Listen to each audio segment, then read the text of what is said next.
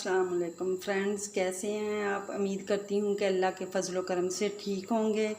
चलें, आज हम बनाएंगे बहुत ही हेल्दी सा नाश्ता।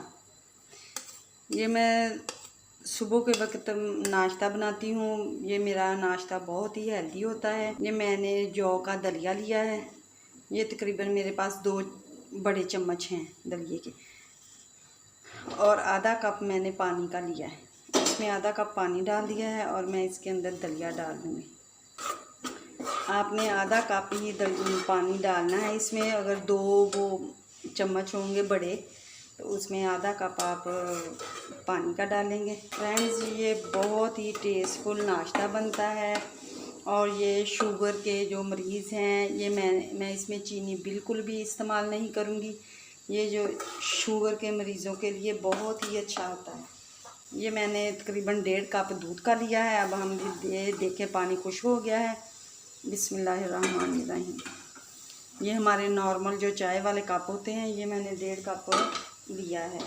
आपने इसे चम्मच की मदद से ऐसे हिलाते ही जाना है, क्योंकि इसमें गुठलियाँ ना बन जाएं।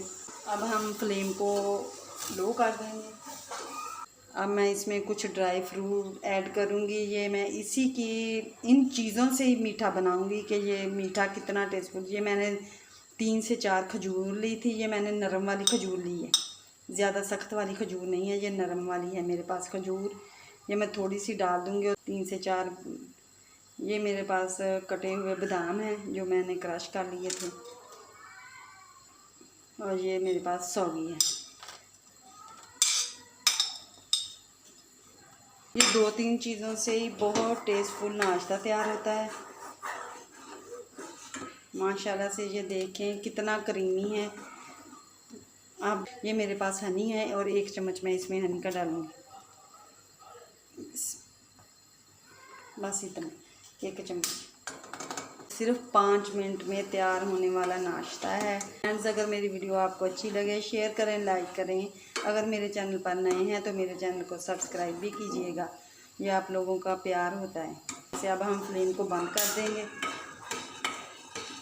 और इसको चम्मच की मदद से थोड़ा सा ठंडा कर लेंगे। ये थोड़ा सा मैंने रख लिए थे, ये भी मैं इसके अंदर गार्निशिंग के लिए डाल दूँगी। ये देखें फ्रेंड्स, मेरा जो हेल्दी नाश्ता है वो बन के तैयार हो गया है।